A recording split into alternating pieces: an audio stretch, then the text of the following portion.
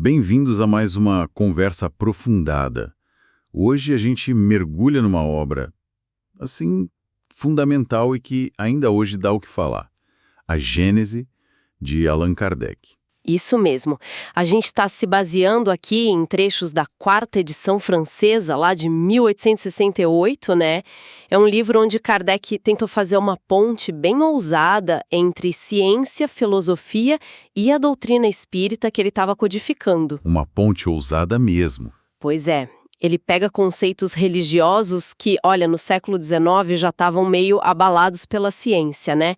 Criação em 6 dias, milagres, profecias. Aquelas coisas que a ciência começava a questionar, né? Exato. E aí ele tenta reinterpretar tudo isso, mas sobre a ótica espírita e, o que é interessante, tentando alinhar com as descobertas científicas da época dele. Então a nossa missão aqui hoje é entender como ele montou esse quebra-cabeça, né? Isso. Vamos focar nas ideias-chave dele sobre revelação, a natureza de Deus, do universo, o papel dos espíritos, a reencarnação e, muito importante, essa ideia de progresso moral. E ele já começa assim com uma afirmação de peso, né? Coloca o espiritismo como a terceira revelação. Depois de Moisés e de Cristo. Exato. Isso já abre a porta para a pergunta: o que faria essa revelação ser diferente das outras? E como ele tenta amarrar isso com as leis da natureza que a ciência estava descobrindo? Acho que é por aí que a gente começa, né? Perfeito. Vamos lá. Ok. Então vamos desembrulhar isso. Essa tal de terceira revelação. Kardec desenha uma linha, né? Moisés teria vindo revelar o Deus único, Criador, superando o politeísmo. Certo. Aí vem Cristo, que aprofunda isso, Deus como Pai, a ideia da vida futura mais clara, a lei do amor. O que para Kardec caracteriza essa terceira fase, a espírita? Olha, aqui tem um ponto central, e que é bem diferente do modelo que a gente está acostumado do profeta, né? Kardec vai dizer que essa terceira revelação não vem por uma pessoa só, um iluminado isolado. Ah, não. Não, ela seria, na essência, coletiva. Ele argumenta que os ensinamentos que formam o espiritismo não foram ditados para uma pessoa só. Eles teriam surgido, tipo assim, quase ao mesmo tempo em vários lugares do mundo. Peraí, como assim? Ao mesmo tempo? Através de comunicações com muitos espíritos diferentes, mas que seriam coordenadas lá de cima, vamos dizer assim. Interessante isso. Coletiva e coordenada. Qual a vantagem disso na visão dele? Talvez menos chance de distorção por uma pessoa só. Exatamente essa lógica. Sendo coletiva, estaria menos sujeita a erro, a ambição pessoal, a uma interpretação única, sabe? E tem mais. Kardec vê essa revelação como progressiva. Progressiva. Como assim? Diferente de outras revelações que são vistas como finais, imutáveis, o espiritismo deveria caminhar junto com o progresso da inteligência humana, principalmente com a ciência. Ah, tá. Chegamos na famosa aliança com a ciência que ele bate tanto na tecla no livro. Como ele imaginava essa relação? Porque, né, na época tinha um conflito meio óbvio. A geologia dizendo que a Terra era muito mais velha. Sim. E a Gênese bíblica falando dos 6 dias. Isso. Como ele resolvia isso? Então, ele encara isso de frente. Para Kardec, o conflito real não é entre a ciência com C maiúsculo e as leis divinas, porque a natureza é a obra de Deus, entende?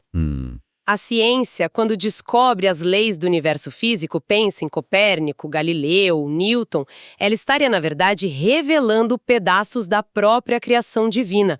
O conflito, para ele, era entre a ciência e as interpretações que os homens faziam das escrituras. Interpretações literais, talvez, ou limitadas pela época. Exato, interpretações literais, alegóricas, ou simplesmente baseadas no que se sabia naquela época. Então, se a geologia mostrava milhões de anos para a Terra, Kardec não dizia que a ciência estava errada, nem que a Bíblia estava errada. Nenhum dos dois na visão dele. Ele diria: a ciência está certa ao revelar uma lei natural, o tempo geológico, e a Bíblia, nos 6 dias, provavelmente usou uma alegoria, uma forma de explicar as grandes eras da formação do planeta para a mentalidade daquela época. não um manual científico. Entendi. A ciência ajudaria a limpar, a filtrar a compreensão religiosa, então. Isso. Separar o essencial, a ideia de um criador, de leis organizadas, do acessório, que seria a forma literal como foi contado. E a razão humana nisso tudo? Porque ele fala muito de estudar, observar. Não parece ser só acreditar no que os espíritos dizem, né? De jeito nenhum. Isso é fundamental para sacar a proposta de Kardec. O espiritismo, como ele monta, não seria fé cega, baseada só na autoridade do espírito que falou. Certo. Os fenômenos mediunidade, comunicação seriam fatos da natureza, sabe? Pertencendo a uma outra categoria de leis que a gente devia investigar com a nossa razão.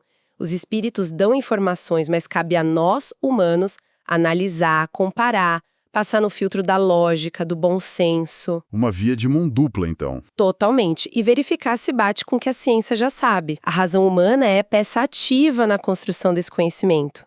E essa tentativa de harmonizar tudo vai até para a origem do universo, né? Se a gente conectar os pontos. Kardec fala de uma cosmologia que parte de um elemento primordial, o tal do fluido cósmico universal. Isso. Parece um conceito meio etéreo, né? O que seria esse troço? Mas de tudo. A matéria no estado mais básico, mais sutil.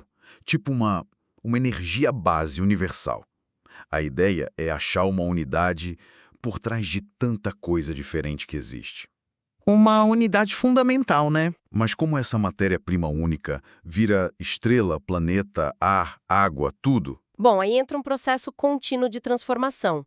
Condensação, modificação, tudo regido por leis universais e forças que a ciência da época dele estava começando a entender melhor. Gravidade, eletromagnetismo, afinidades químicas. Ah, então as diferentes combinações e níveis de condensação desse fluido dariam origem a tudo. Exato. Desde a matéria mais sutil até a mais bruta que a gente conhece. Ele até usa isso para criticar a visão antiga dos 4 elementos terra, água, ar, fogo, porque a química já tinha mostrado que eles eram compostos, não elementares. Faz sentido. E a formação do nosso sistema solar, por exemplo? Ele segue alguma teoria científica da época? Segue sim. Ele abraça a hipótese nebulosa, que era o que tinha de mais avançado na astronomia do século XIX. A da nuvem de gás. Essa mesma. A ideia de uma nuvem gigante de gás e poeira, a nebulosa primitiva, vinda lá do fluido cósmico que se contrai pela gravidade e começa a girar. E a rotação joga a matéria para fora, formando os planetas. Isso. A força centrífuga cria anéis de matéria que depois se condensam e viram planetas, luas, enquanto o centro vira o Sol. Mas o ponto-chave para o Kardec é que isso não aconteceu uma vez e acabou. Ah, não. Não. Ele repete muito a frase: Deus sempre criou, cria incessantemente e sempre criará. A criação para ele é algo permanente, contínuo. Uma visão bem dinâmica. Mas a Gênese não é só sobre matéria, certo? E o espírito, a inteligência, de onde vem? Correto. Junto com a gênese da matéria, Kardec coloca a gênese espiritual. Os espíritos, o princípio inteligente individualizado, seriam criações de Deus, diferentes da matéria, e existiriam antes dela. Pré-existentes à matéria. Isso. E para interagir com o mundo material, eles precisariam de uma capa semimaterial, um elo. Aí que entra outro conceito-chave: o perispírito. O perispírito. Muita gente ouviu falar, mas como Kardec descreve ele em A Gênese? É um corpo fixo, igual para todo mundo? Não exatamente fixo. Ele descreve como um corpo fluídico, etéreo, normalmente invisível para nós, mas que serve de molde e conexão para o corpo físico. Uma intersace, quase. Quase isso. E o interessante é que esse perispírito não seria igual em todo lugar. Ele seria formado a partir dos fluidos do ambiente onde o espírito está encarnado ou vivendo. Como assim? Bom, o perispírito de um espírito aqui na Terra seria feito dos fluidos terrestres, adaptado para a nossa atmosfera, nossas condições. Se esse mesmo espírito fosse para Júpiter, por exemplo, o perispírito teria que se adaptar a pegar os fluidos de lá, que Kardec imaginava serem bem diferentes. Ah, entendi. Ele se molda ao ambiente. Exato. Essa natureza fluídica e adaptável explicaria como os espíritos poderiam agir na matéria, criar fenômenos, tipo aparições, movimento de objetos e se comunicar. Isso abre um leque de explicações para um monte de coisa, né? Mas antes de ir para lá, tem a reencarnação, que parece ser a chave para entender a evolução espiritual nesse esquema todo.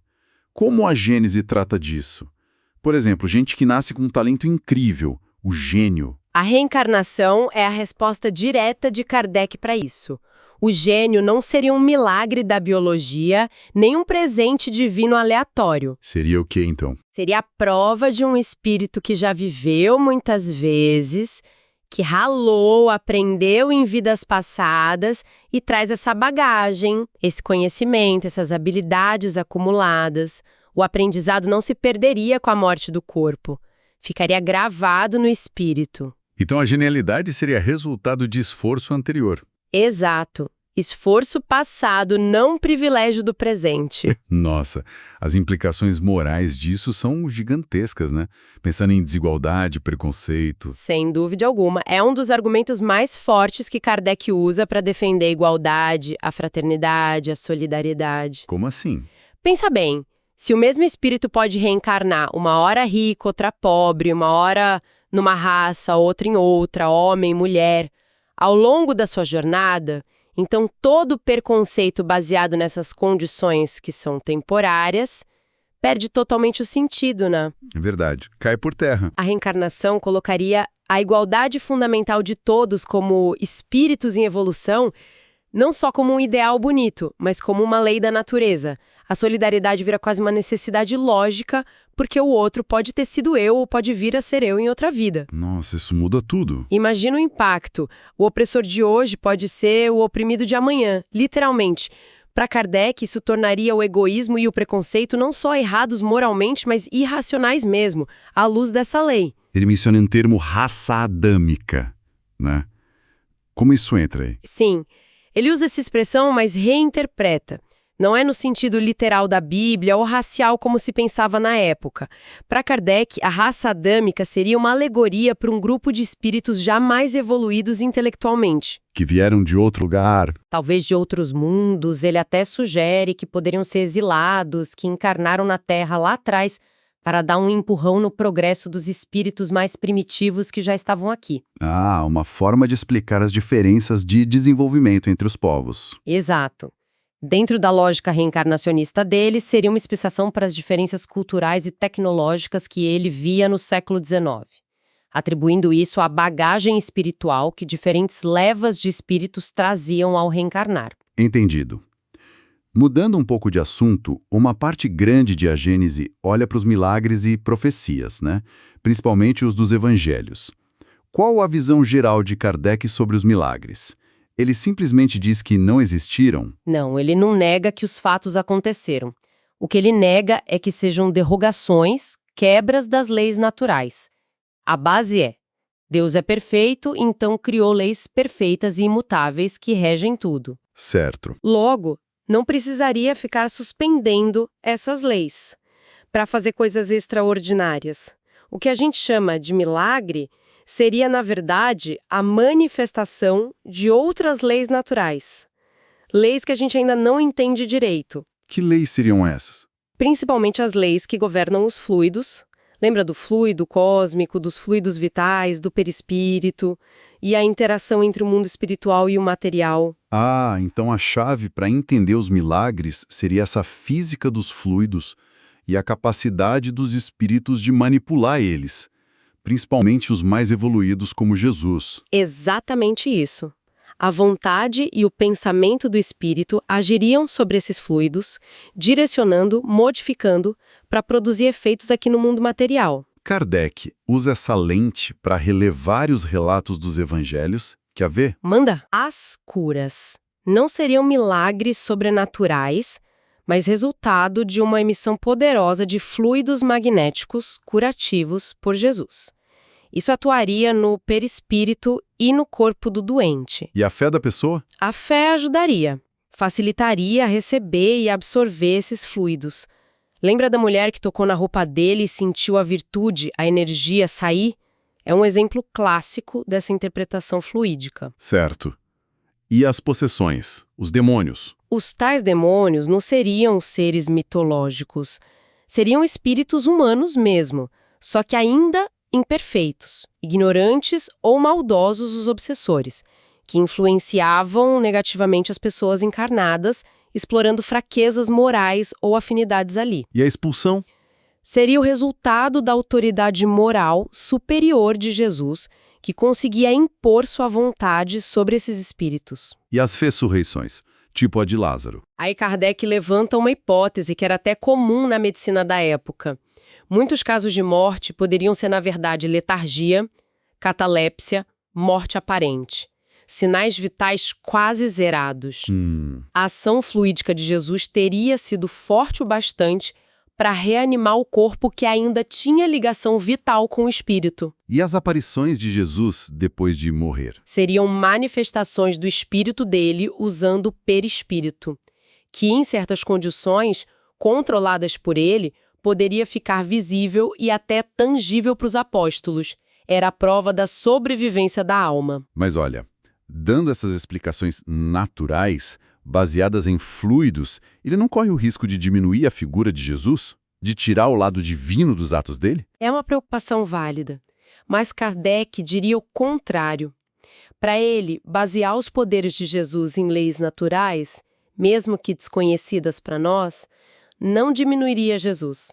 Pelo contrário, o mostraria como um espírito muito elevado, com conhecimento e domínio profundo dessas leis divinas. Então, o milagre maior não seriam esses fenômenos. Não. O verdadeiro milagre de Jesus, na visão espírita de A Gênese, não está tanto nesses fenômenos físicos que outros médiuns poderiam fazer em menor escala, mas na pureza e na força da mensagem moral dele. O amor, a caridade, o perdão. O impacto que dura até hoje, né? Exato. Esse seria o legado mais duradouro e divino dele. Faz sentido. Dentro da lógica dele. E as profecias? Como o Kardec explica a capacidade de prever o futuro? A tal da presciência? Também usando a perspectiva das capacidades do espírito, quando está mais livre das limitações do corpo, ele usa uma analogia ótima. Imagina alguém andando numa estrada cheia de curvas num vale. A pessoa só vê o pedacinho na frente dela. Certo. Agora imagina alguém lá no alto de uma montanha, olhando para essa mesma estrada. Essa pessoa vê o caminho todo, as curvas, os obstáculos, o começo, o fim. A visão panorâmica. Isso. Para os espíritos mais elevados, mais desprendidos do corpo, a percepção do tempo seria diferente da nossa, mais ampla. O futuro não seria totalmente escrito nos detalhes, porque tem o livre-arbítrio, né? Mas as grandes linhas, as consequências lógicas de certas causas poderiam ser vistas. Com as profecias de Jesus sobre Jerusalém. Exatamente. Seriam vistas como a antecipação lógica do que ia acontecer por causa da situação política e social da Judéia naquela época. E aquelas profecias mais, digamos, apocalípticas. Fim dos tempos, juízo final. Como ele encara isso? Ele reinterpreta totalmente. Não seria um fim catastrófico do mundo material, nem um julgamento único para todo mundo de uma vez. Seria o quê, então? Para ele, essas passagens seriam alegorias das grandes transições planetárias. Períodos cíclicos na vida de um planeta como a Terra, com transformações profundas, sociais, morais, até geológicas. Transições. Nesses períodos, aconteceria uma espécie de balanço espiritual da população do planeta. Os espíritos que estão muito rebeldes ao progresso, que insistem no egoísmo, no mal, ou que simplesmente não estão mais na mesma vibe moral que o planeta precisa atingir, O que acontece com eles? teriam compulsoriamente exilados, digamos, migrados para mundos inferiores, mais adequados ao nível deles. Ao mesmo tempo, espíritos mais evoluídos de outras esferas encarnariam aqui para ajudar a puxar a nova fase de progresso. Então seria um juízo seletivo e periódico. Isso, parte da lei universal do progresso, não um evento final. E essa ideia de transição planetária? É justamente essa ideia que Kardec aplica à época dele, o século XIX. Ele dedica os últimos capítulos de A Gênese para analisar o que ele chama de os tempos são chegados. Por que ele achava o século XIX tão crucial? Uma transição, o que estava rolando? Ele viu um contraste muito forte De um lado, um avanço intelectual, científico como nunca antes, revolução industrial, tecnologia, conhecimento explodindo, a humanidade parecia no auge da inteligência. Certo. Mas, por outro lado, ele via as mesmas paixões egoístas de sempre. Guerras, exploração, desigualdade social absurda, materialismo crescendo. O progresso intelectual não acompanhou o moral. Exatamente a conclusão dele. O intelectual disparou, mas o moral ficou para trás. A transição necessária, então, seria começar a equilibrar isso, desenvolver urgentemente a moralidade, caridade, fraternidade, solidariedade, respeito. E as crises da época, as guerras. Seriam os sinais dos tempos, as dores do parto dessa nova era que estava lutando para nascer. E o espiritismo entraria aí como a doutrina para guiar essa transição moral? Precisamente. Kardec viu o espiritismo como a ferramenta intelectual e moral para essa nova fase. Ao revelar as leis da vida espiritual, reencarnação, causa e efeito, outros mundos habitados, ele estaria dando uma base racional para a moral. Mostrando que não é só bonito ser bom. Exato. Mostrando que caridade e fraternidade não são só conselhos religiosos, mas leis universais. Cumprir essas leis seria essencial para a felicidade de todo mundo, agora e no futuro. Aquela frase famosa, fora da caridade não há salvação. Resume isso. A ética acima do dogma. E o espiritismo daria o consolo e a compreensão para enfrentar as dificuldades dessa transição. Sim, focando no desenvolvimento de cada um por dentro. Ele fala de uma nova geração que ia substituir a antiga. Isso tem a ver com aquela migração de espíritos que você falou. Tudo a ver. A ideia é que essa mudança moral não ia acontecer só porque as pessoas que já estavam aqui iam mudar da água para o vinho. Muitos estavam presos a velhos hábitos, preconceitos. Certo. A transformação seria acelerada pela renovação da população espiritual do planeta mesmo. Ou seja, espíritos mais atrasados, resistentes ao bem, iriam embora, desencarnar para outros mundos compatíveis. E chegariam outros. E chegariam a reencarnar espíritos já mais adiantados, com ideias mais fraternas, progressistas, prontos para construir uma sociedade melhor. Essa nova geração traria nela mesma sementes do mundo futuro. Isso explicaria as mudanças rápidas de mentalidade que ele via. Na visão dele, sim. Explicaria os avanços sociais que ele começava a ver. E reforça de novo a igualdade fundamental. O que importa é o espírito e o seu nível moral. Não a casca, a raça, a classe social. Isso é só roupa temporária. Fazendo um balanço, então, da nossa conversa, a Gênese aparece como um esforço gigantesco do Kardec para criar um sistema que faça sentido, né? Totalmente. Ele pega conceitos como fluido cósmico, perispírito, reencarnação, evolução espiritual, revelação contínua, e tenta costurar tudo isso com a ciência da época dele, com uma visão espiritual da vida do universo, e no meio do caminho ele reinterpreta um monte de dogma religioso tradicional. É uma síntese muito ambiciosa.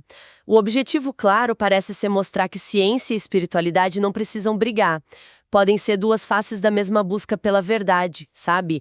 Dois caminhos para entender as leis de Deus na criação. Uma desvendando o mundo material. E a outra, o espiritismo no caso, desvendando o mundo espiritual e como ele interage com o nosso. E o propósito final desse mecanismo todo, dessa jornada de reencarnações, seria o quê? O aperfeiçoamento moral, a conquista das virtudes, viver a caridade como a lei maior. Bom, para a gente fechar, fica uma provocação que esses textos deixam no ar, né? A Gênese diz que a evolução que realmente conta a longo prazo não é só a biológica ou a tecnológica, é a moral e a espiritual.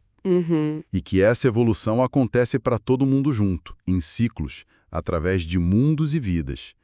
Se a gente olhar para o nosso mundo hoje com tanto avanço e tanto conflito ao mesmo tempo, quais seriam os sinais dos tempos que poderiam indicar essa transição moral que o Kardec descreveu lá atrás, há mais de 150 anos? É uma pergunta e tanto. E talvez, mais importante ainda, qual seria o papel de cada um de nós nesse processo todo, seja ele qual for? Fica aí a reflexão. Com certeza. Nossa análise de hoje mergulhou fundo em A Gênese, os milagres e as predições segundo o Espiritismo, de Allan Kardec, com base na 4ª edição francesa de 1868. Valeu pela companhia nessa exploração.